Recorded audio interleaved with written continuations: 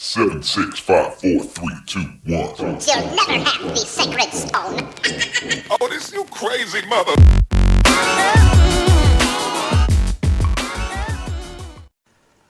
Hello, everybody. Welcome to a special installment of Men in Stripes, brought to you by StripeHype.com.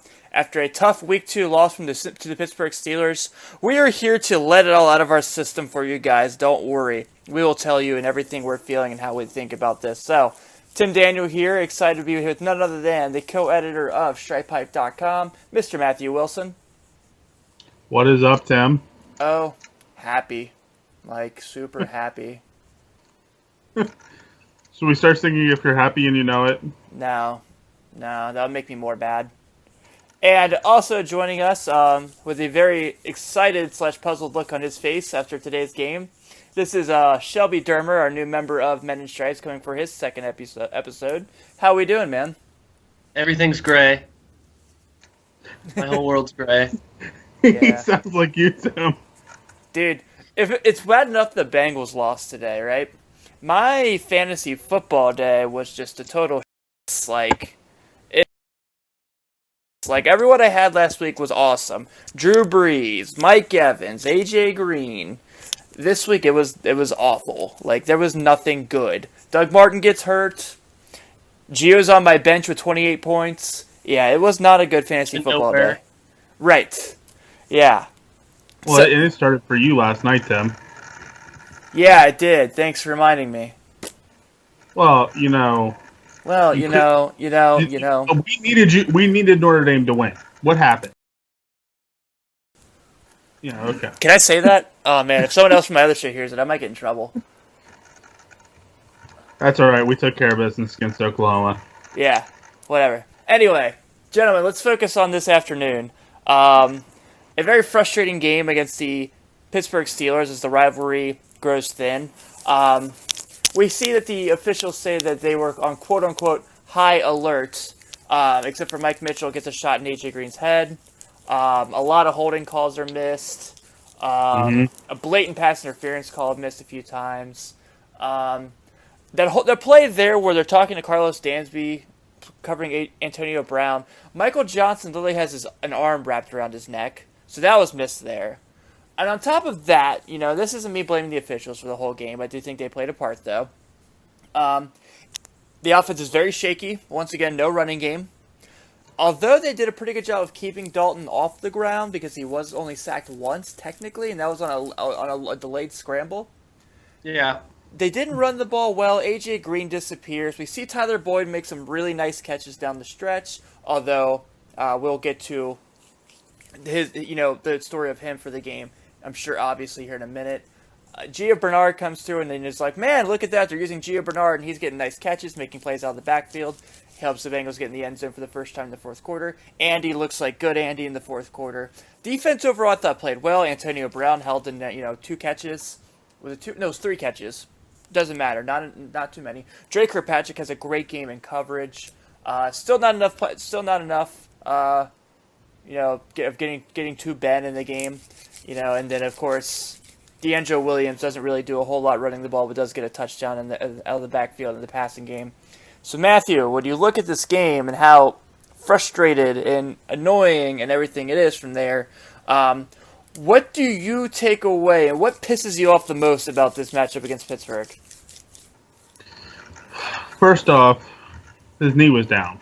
Yes. I mean, any which angle you look at it, his knee was down. Second, this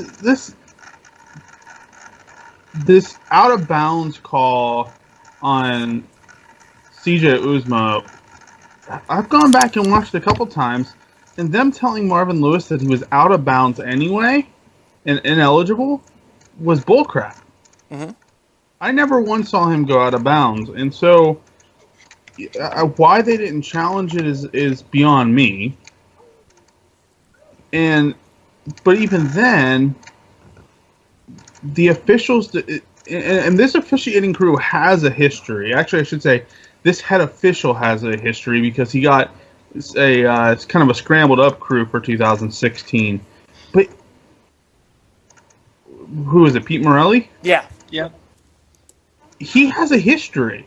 And he has a history not only in the NFL, but calling Steelers games and screwing up Steelers games. Super Bowl against Seattle. And that's a great one, too. I mean, this is probably one of the most inconsistent officials in the NFL, and it's about time they look and say, maybe it isn't his crew that's the problem, maybe it's him. Because this is the second crew he's been on that's been different, and he can't even get it right with a different crew. And so it comes down to being that it's proving once again that the officials are making decisive calls in games that are not only wrong, but are affecting the NFL. And whether it benefits the NFL or not, something's got to be done, because I hate to say it, as much as Roger Goodell has made these owners more money, eventually something's got to give, and they're going to start losing it because of these officials and how terrible they're calling games. Well, yeah, I'm with you, man, and I guess we can focus on the officials here before we actually talk about the team, because it does bring up the point. You did bring up the points there. They left a lot on the field. They had no problem throwing a lot of yellow flags, but they also left a lot out too. You can go through tons of plays there, and I think I really appreciate Andrew Whitworth saying that every chance that the Bengals were blitzing, there was holds there, and they missed a lot of those calls. There's the one in particular. It's that stands out to me. I think it's like Gino is like trying to get his hand on Ben, and he's like got his hand on his chest, and Ben still gets the throw off because that's what Ben Roethlisberger does, because he's unbelievable. And you see Charlie Villanueva like literally grabbing him, like pushing his face mask up, and it's like, well, how the hell is he like? Because if he's not being held, he's obviously got his hands on Roethlisberger. So how the hell do you not call that?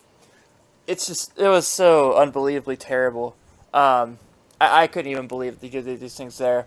So Shelby, you're my numbers guy, man. I learned this in our first show we did together. You're my guy that you give me some things that I see that a lot of people don't.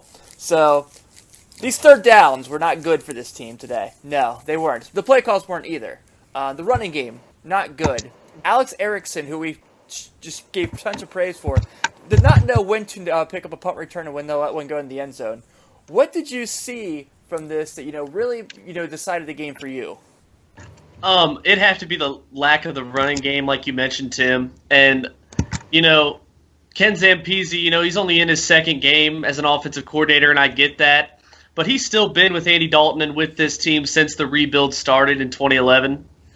And it's just 2014 seems so long ago when Jeremy Hill bust on the scene, sets a Bengals rookie record, beats Corey Dillon, or maybe he finished 6 yards shy of Dillon that year. But, no reason he should have 11 carries for 22 yards. The offensive line, they kept Dalton on their feet a lot, only the one sack on the scramble drill. But overall, no push. First and goal at the one, that whole sequence after the Brandon LaFell pass interference. First and goal at the one, everybody in the stadium knew that Jeremy Hill was getting the ball. Ryan Shazier comes in unblocked past Cedric Ogbuehi, who's had a rough couple of games, in my opinion, gets stuffed in the backfield. I think this team can't afford to have Andy Dalton throwing 54 times in a divisional game. 54 times in the rain without a single turnover. We still lose by 8. I think the offensive line play, the lack of a running game. I think Giovanni Bernard, finally used in the passing game. It was concerning that A.J. Green was taken out of the game, but Pittsburgh was playing such a two, kind of bracketing Green over the top with a deep safety in a corner. You got the pass interference on one of the deep balls they tried, but that's why the middle was so wide open. More on offense was concerning, and I know the weather had the impact on this, was the drop passes. I think it came up on the screen, the graphic said 8 drop passes, and I think we added one more on the final drive, so I think 9 in total. Missing Tyler Eifert because, Tyler Croft dropped a few. CJ Uzoma dropped a huge one up the seam in the first half. Right near the end of the half, the Bengals had to settle for a field goal instead of being 1st and 10 inside the red zone. I think there's two, besides the officiating, which is its own issue, just the offensive line play, trying to get some push up front for Jeremy Hill, because he just, when he gets the ball out of the shotgun on a handoff, he's dancing. He's not finding a lot of running lanes, and maybe part of it's him, but I think part of it's trying to get a good push on the up front against the front seven of the opposition. Yeah, my issue with today is not the secondary. No. I thought, DeMarcus Ware, his first game back, still kind of getting the rhythm. He gave up some big plays. That happens, especially it's his first game in a while. Since Arizona last year, he's missed a little bit of training camp, getting back in the rhythm. That happens, man. Those things happen there. My issue is not enough push there, like you said. So, for how well this team did without a push, was really impressive to me, honestly, with how well that the secondary played. Because Adam Jones, he's going to give you every week. He's going to bring it. But Drake Kirkpatrick, like I said, had an outstanding cover game. Had a really great pick down the seam there against Sammy Coates at Roethlisberger. That was a good throw. Dre just made a hell of a play. You can see that George Iloka is really getting guys in the spots in the secondary there, so that was nice to see. But, yeah, overall, just a very disappointing performance. I don't remember once hearing the name Carlos Dunlap in today's game. So that was really maddening because I expect him to be a very good player in and out. But let's go ahead and look at the offense. Let's talk about that receiving part. Like we mentioned, A.J. Green, only 2 catches, 35 yards, has that drop on that last drive. So, the opportunities were very, very limited for him in this game, which is very shocking. He's normally up for the Steelers for sure. But Matthew, we saw what we've been talking about from Tyler Boyd, what we couldn't wait to see, and we got a little bit of that today. I'm sure, let's wait till the end to talk about the fumble, or lack thereof. But let's just talk about the plays this kid made for them today. A lot of nice third and longs. It was really bailed out the offense a few times.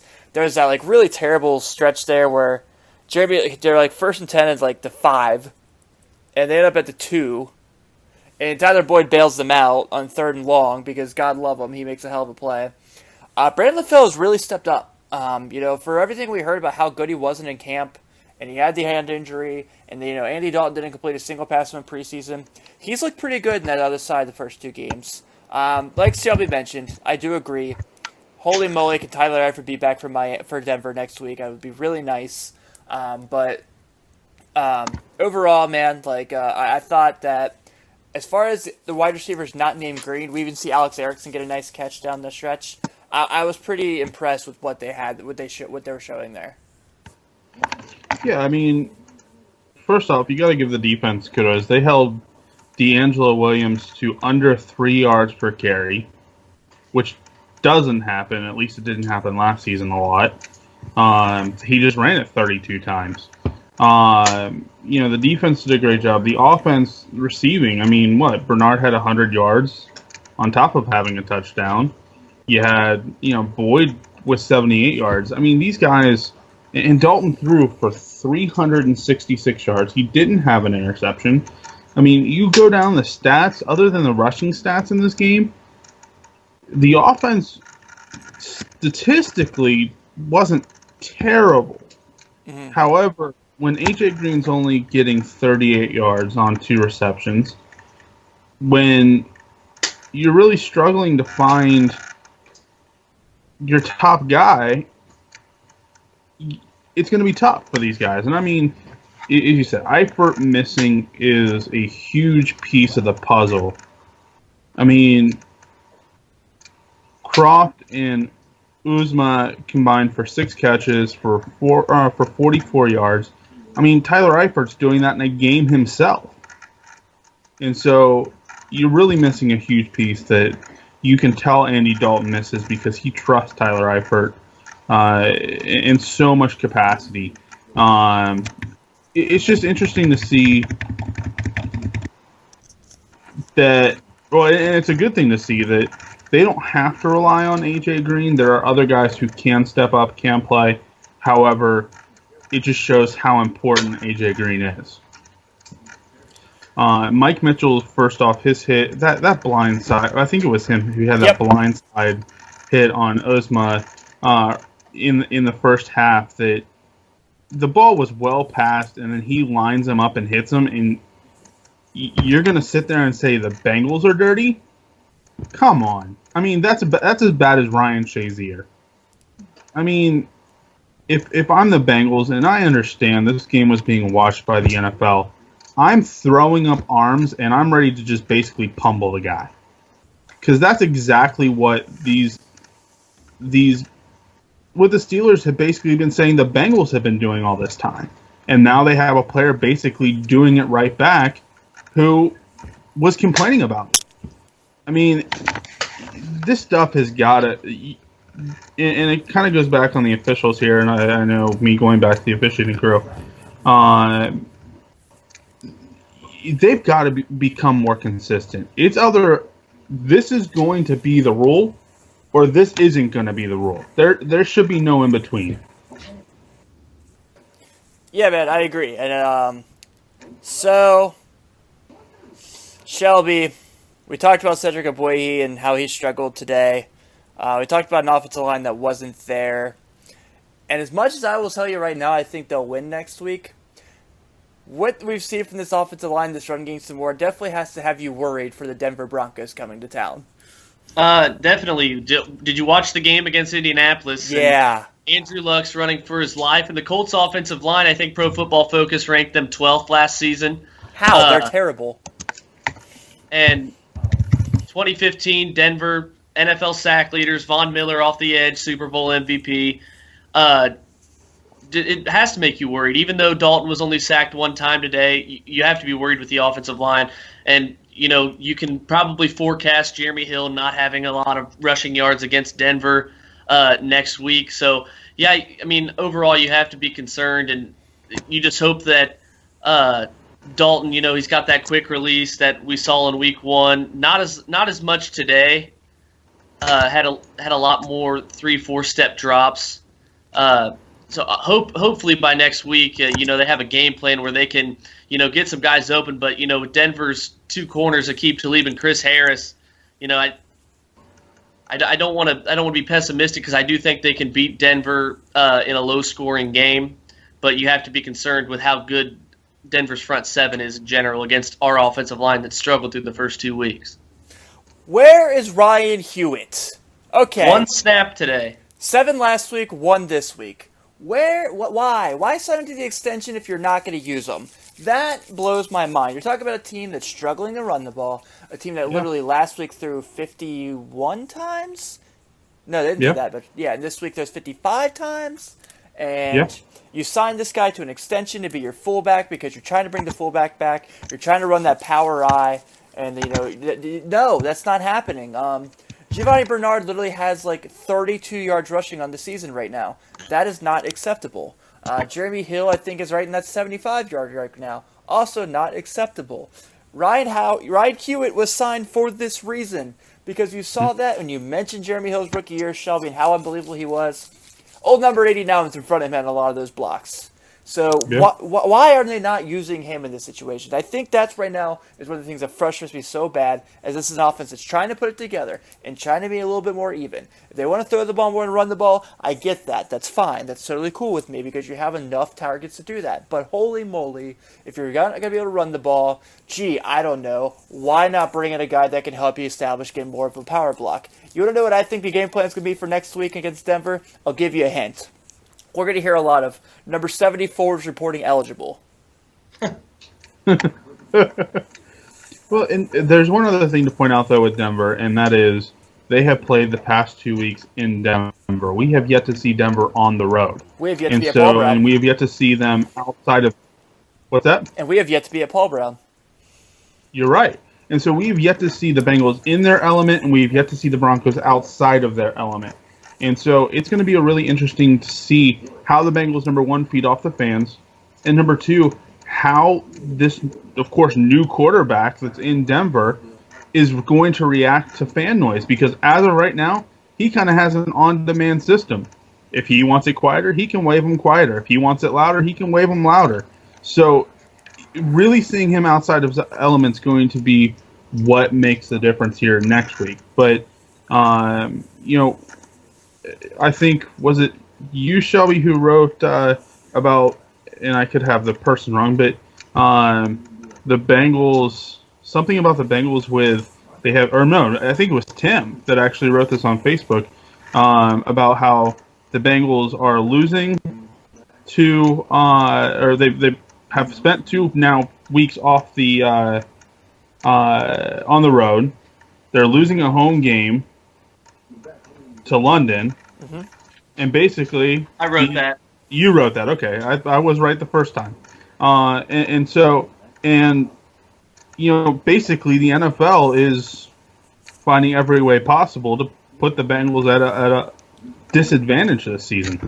Oh, absolutely. And it started once the schedule was released, Matt, and the NFL blamed the Bengals for that playoff debacle in Cincinnati. Starting on the road for the 7th straight year in New York on 9/11, you go to London, you lose a home game where the Bengals have been so good this year. You play on Christmas Eve on the road against Houston on primetime. You play on New Year's Day. Meanwhile, Pittsburgh's longest away game is down to Miami in sunny weather all over the place. So, and the Bengals' first 2 games on the road, their first home game, they come back and host the Super Bowl champions. And then after that, it's a short week on a Thursday night against Miami, the only team Andy Dalton hasn't beaten from the AFC. So it is. The NFL will do anything. It seems like that they're blaming Vontaze Burfict with the suspension and all of the penalties and late hits from that game because and anything Pittsburgh seems to do, it's not a penalty during the game. It gets turned into one down the road. Joey Porter being on the field, Ryan Shazier, his hit on Giovanni Bernard in that playoff game. So, yeah, you're exactly right. It's the NFL targeting the Bengals and blaming them for the bad rap they got during that playoff game. Shelby's our little middle quick stat guy. I like this. He throws out these really random things like mileage teams travel for the season, stuff like. I dig that.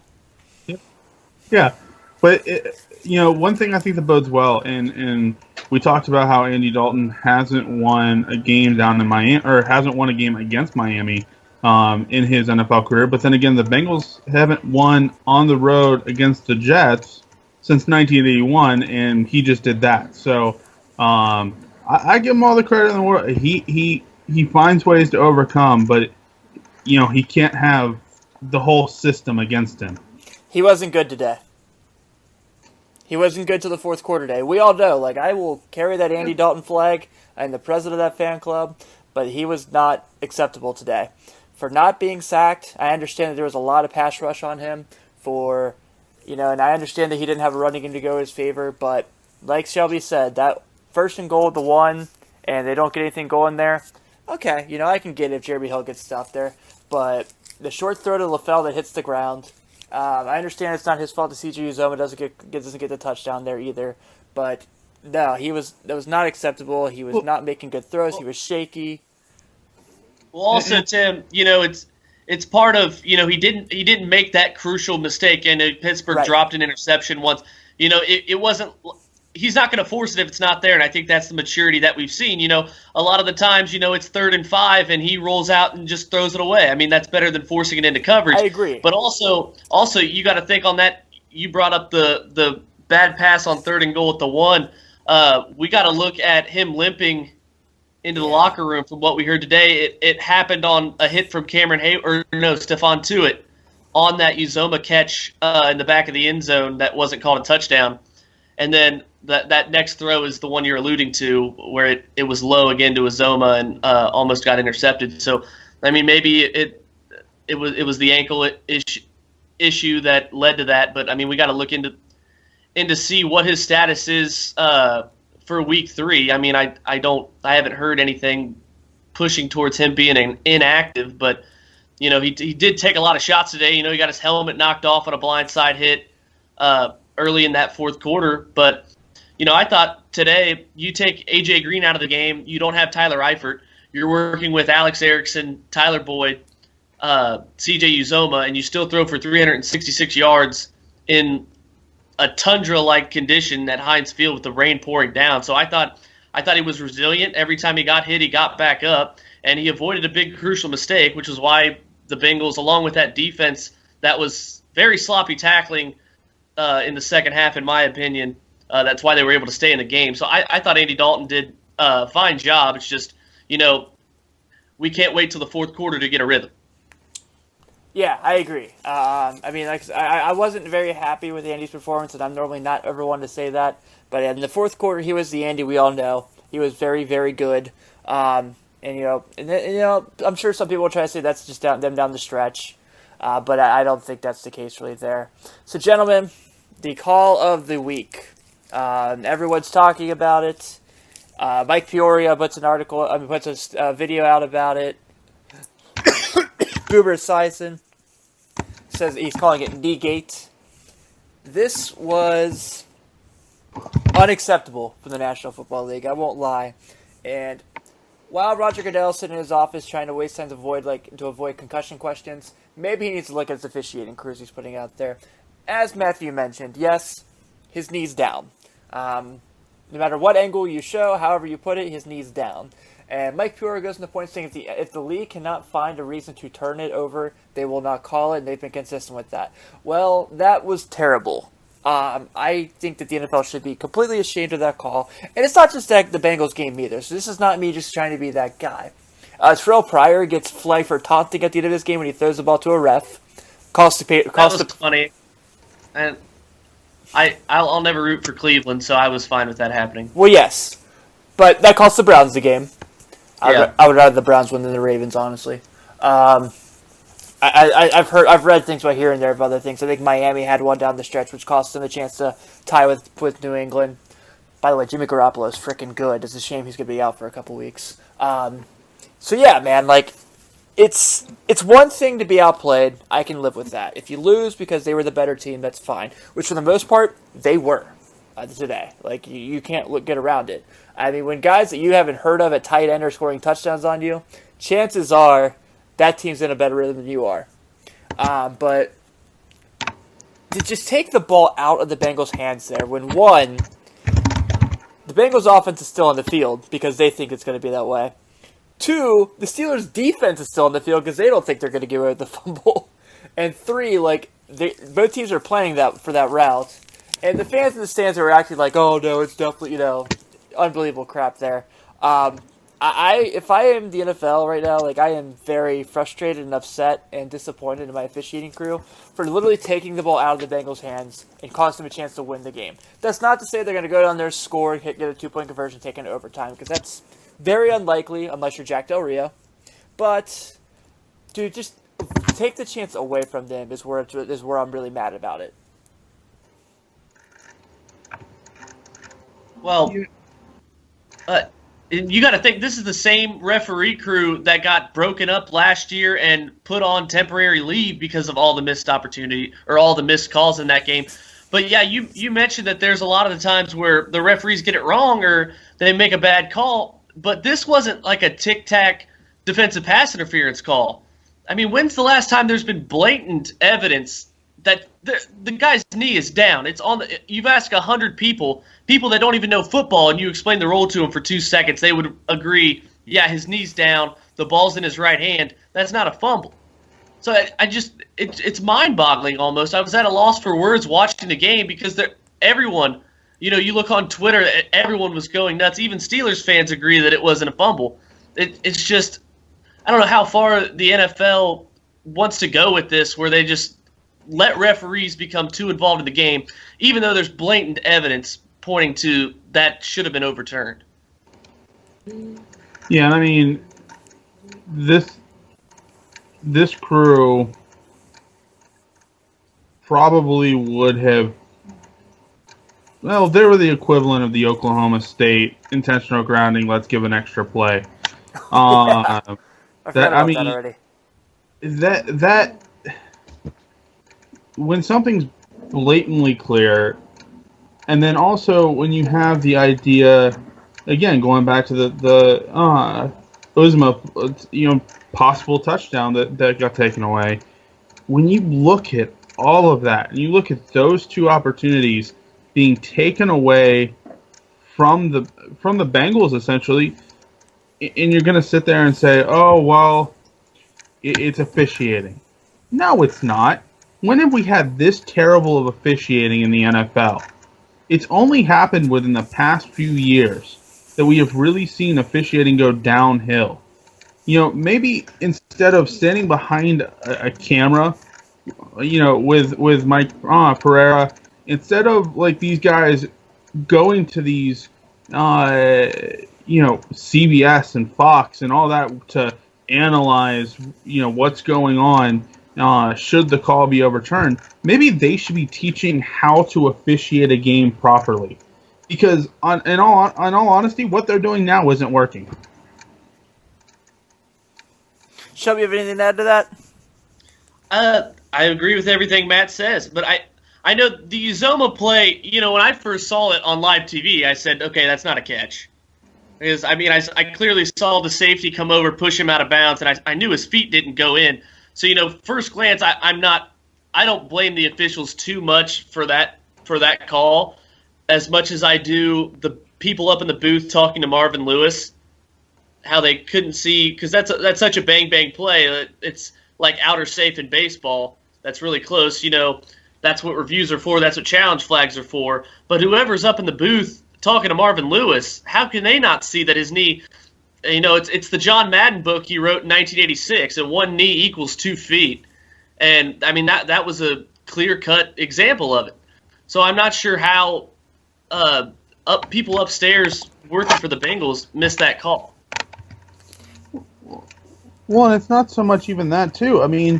From what I read on an article, somebody actually came out and told, one of the officials came out and told Marvin Lewis that it didn't matter because Rizmo was out of bounds to begin with, and so it made him an ineligible receiver.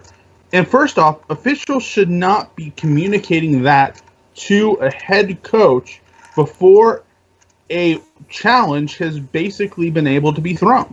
You should never, as a official, communicate to a head coach any information that basically could change his outlook on the game.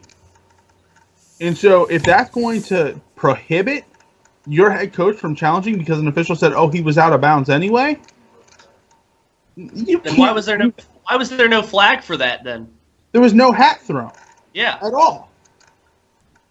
And so basically the NFL needs to go to the officials and go, listen, when it comes to judgments like that, shut up. You weren't back there. Don't be talking to the head coaches. Let them do their job, and you focus on your own. Yeah, I 100% agree with that.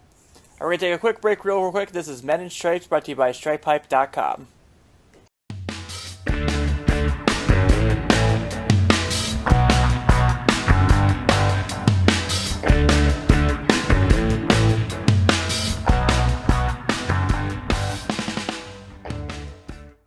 And we're back for this week's edition of Men in Stripes, brought to you by StripePipe.com. So, Shelby, as we are recording this segment, it does come out that Broncos star linebacker, team captain, heart and soul of defense, Super Bowl winner, amazing veteran, first ballot Hall of Famer, DeMarcus Ware does in fact suffer an ulnar fracture in today's game against Indianapolis. Nothing you want to see as far as an injury to a guy, not only a guy who has had an amazing NFL career, but to any player in general, but a player who's done a lot of amazing things. It's really a huge part of this Denver defense. It's unfortunately news in Bengals fever. Obviously, you would love to see DeMarcus Ware out there playing because he's a fun player to watch. Has done amazing things in this league. So, what does that make you feel a little more? Even though now he's basically a situational pass rusher, how does that make you feel now, as far as Sunday goes, coming up without DeMarcus Ware? I honestly don't think it changes much for me, Tim. The bottom line is still Denver. DeMarcus Ware was out for pretty much. I think his injury happened in the first quarter against Indianapolis. I'm probably 90% sure about that. And they still were able to get after Andrew Luck. And for the most part, DeMarcus Ware would have probably been lined up over Whitworth, which I would have been confident about. Whitworth's blocked in the last 2 seasons when the Bengals played the Broncos and done a fairly good job. And even without Ware there, they still have Derek Wolfe coming off the edge, ferocious pass rusher. Shane Ray, the rookie or second year linebacker, really stepping up his game too. Had the game winning defensive touchdown against the Colts today. My my main concern is still going to be on that right side with Von Miller going up against Cedric Ogbuehi and Jake Fisher. I think Paul Alexander, the offensive line coach for the Bengals, 21st season, he's coached against Reggie White and Michael Strahan, and so he's got to implement something where either it's Ryan Hewitt or Tyler Croft and they stay in, kind of double team Von Miller, help out Ogbuehi a little bit, or have a running back like Rex Burkhead or Gio or Jeremy, clipping him out of the backfield to kind of buy some extra time. So it really doesn't change much for me. I mean, Denver's defense is still arguably the best in the National Football League, and there's no doubt their front seven is still one of the top tier units with or without Ware in there. But also, it really is it is an unfortunate injury because Ware is such a, like you said, a first ballot Hall of Famer. Yeah, I mean, I fully agree. I mean, what we see with this front line of the Bengals the focus needs to be kind of everybody but Andrew Whitworth. The interior's been a little weak. We saw that last week against the Jets. You have Cedric Ogbuehi, you have Jake Fisher really coming in. Obviously Andre Smith is gone now, so it used to be a rotation where they'd only play a couple, and then you were good to go. But they really got to focus on how to tighten up the against the pass rush, and whether it is the extra blitzers. You got Brandon Marshall back there, or in the inside linebacker position, and you'll even see Aqib Talib coming off the edge for a corner blitz every once in a while. So these guys, they show a lot of different packages outside of your normal pass rush, and that's something that really we've seen improve over the past few years, and Von Miller's been a big part of that. He's allowed them to kind of change some stuff up with the style of play that he brings to the Broncos. So, it is a big loss whenever you lose DeMarcus Ware, because he is such a dynamic player and he brings another element to the team. But they have so many playmakers on this defense that one guy going out, you're going to have somebody else stepping up, whether it be Shane Ray or whether it be a guy like Todd Davis or Brandon Marshall for the Broncos. So, with that being said, guys, let's go ahead and close it out with this. Closing thoughts, whether it be today's game or between the Bengals and Steelers, or anything that really stood out throughout the league. So, Shelby, what stood out to you this Sunday from this wonderful week of Week 2 football? I really like what the Titans are doing. Lost a very close game, or their offense kind of imploded in the loss to Minnesota in Week 1. Got a big win today on the road against Detroit, and Matthew Stafford had been lining it up in recent weeks. I think it's fair to see the Jaguars seem to be a bit overhyped. They went into, maybe it's San Diego's defense, because if you take away that awful second half against Kansas City, the Chargers' defense has been fantastic this year in a small sample size given that. But Jaguars went there, laid an enormous egg, only put up 14 points, and it kind of came in garbage time after they were already down 35-0. All I'll say is back-to-back 366-yard passing days for the Red Rifle. Even without all of his weapons that he lost in the offseason and without Tyler Eifert, I think the Bengals offense is going to be just fine if we can open up a little bit more of a ground game going forward.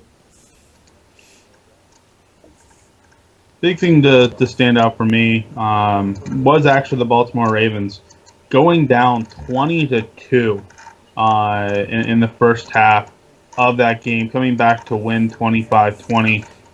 They really showed, again, some resiliency to really step up, make the plays when they needed to, finally shut down, no offense, what has been one of the most abysmal offenses in the National Football League over the past couple of years, and to come in and really finally see the Cleveland Browns threaten somebody, but then get shut down, shows that Hugh Jackson's moving in the right direction with the Cleveland Browns, but shows that Baltimore didn't give up, continued to fight, and really showed that they are a different team this year, where last year the game probably was over by halftime if they were down like that last season. Gentlemen, we are seeing a movement this year in the 2016 NFL season so far, and that is rookie receivers making a name for themselves. We talked about Tyler Boyd today quite a bit. Matthew, as you know from doing this show with me since January, Mr. Will Fuller is doing big things in Houston, and I'm very excited about that. And we saw another one today in that Cleveland Browns game by the name of Corey Coleman from Baylor, who was my number 2, if you remember, on my draft board, having an excellent game in Cleveland, really welcoming himself onto the scene. The only one we're yet to see a splash of is Laquan Treadwell, but hopefully we'll get some of that tonight with Sam Bradford needing some big targets to throw to. Yeah, I mean, you hit the nail on the head. I mean, Will Fuller's kind of been a nice little surprise in Houston. And Corey Coleman is becoming an element that, again, we probably wouldn't see with RG3 because RG3 is just RG3. But, these rookie guys are proving that the wide receiver position was a little deeper than what we originally thought. So, by the way, talking about the rookies, how about the Dak attack today? The Dak attack leading the Cowboys to victory. Yeah, against a pretty weak for the first 2 games. Kirk Cousins and company really struggling, but that NFC East is kind of up for grabs with some subpar records at the end of the year last year. But also the Giants moved to 2-0 today too. Eagles could do it tomorrow night. I'm actually going to change mine. I think one of my biggest surprises really is Seattle Seahawks. Going into this season, I heard on ESPN one day, I think Adam Schefter predicted them to play the Pittsburgh in the Super Bowl, and they were talking about how Seattle has their most talented. Pete Carroll has the most talented roster he's ever had, even better than the team that beat Denver in the Super Bowl in 2013. But they are one Russell Wilson touchdown drive in Week 1 away from being 0-2 with losses to the Rams and the Dolphins if that were to happen in Week 1. So their offense has a lot to figure out, and it doesn't help that Thomas Rawls went out with an injury today. Russell Wilson's ankle is a question mark, and after seeing what San Francisco did to the Rams on Monday night, it's just hard to fathom that Case Keenum could beat the Seattle Legion of Boom defense in a 9-3 score without scoring any touchdowns.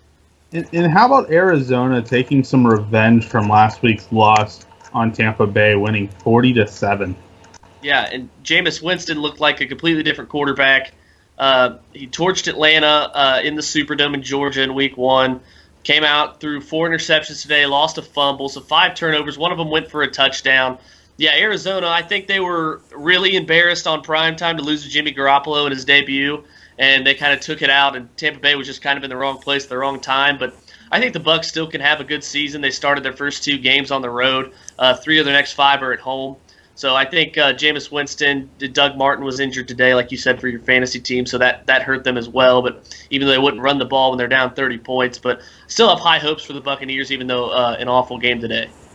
My final observation of the week, why is Jimmy Graham the NFL's version of Kevin Love? Why is he a very talented player in a system that doesn't belong to him? Because Russell Wilson doesn't like to throw touchdowns. Threw 23 in the last 8 regular season games last year. He's thrown 1 so far this year in 2 games. Has Russell Wilson been the same since that Butler pick? He had a hell of a year last year, honestly. He struggled. Obviously, the Cincinnati game, he wasn't that good. But, after the Cincinnati game, they took off. They were really good. Yeah, they fixed their offensive line issues because, Wilson was getting sacked constantly, and they should have lost that game last year to Detroit on Monday night, the fumble controversy, or we'll go back to the referee's bad call, since that's the topic for tonight, it seems. Eddie Lacy just got stuffed at the 1. He's on my fantasy team, so that sums up my day. That's all I got. All right, gentlemen. With that being said, we can go and wrap up this edition of Men in Stripes, brought to you by StripeHype.com. So hopefully, if we decide to keep doing this on a week-to-week basis, we can celebrate a victory here. And this time next weekend, when we're talking about the game against the Denver Broncos. So on behalf of Shelby Demer, Matthew Wilson, myself, thank you for tuning in to this week's edition of Men in Stripes. And who day? Nobody.